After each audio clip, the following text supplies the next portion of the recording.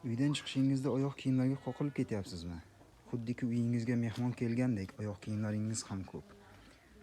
Buning yechimi bitta. Agar uyingizda DSP materiali bo'lsa, eski bo'lsa ham bo'ladi. Unda o'sha DSP materialidan oyoq kiyim javoni yasaymiz. Bizga kerak bo'ladi. Uzunligi 102 sm, eni 14,5 sm. Tagiga 45 ga 39.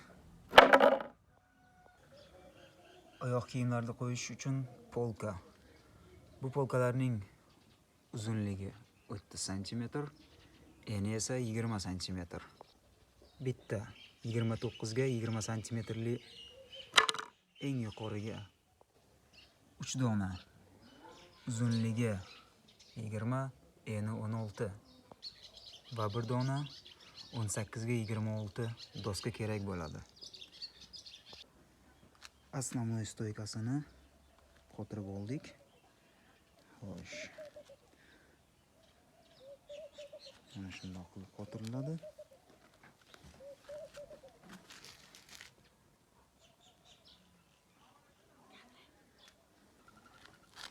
Endi polkalarni qo'yib chiqamiz. Mana inshaalloh oyoq qo'yish javoni ham tayyor bo'lib qoldi.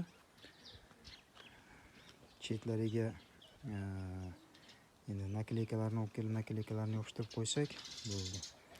Bu yog'iga bitta tumbuchka ham qilib qo'ydim. Kalit, bu narsalarni solgani yoki oyoq kiyim uchun nega shotka, krem.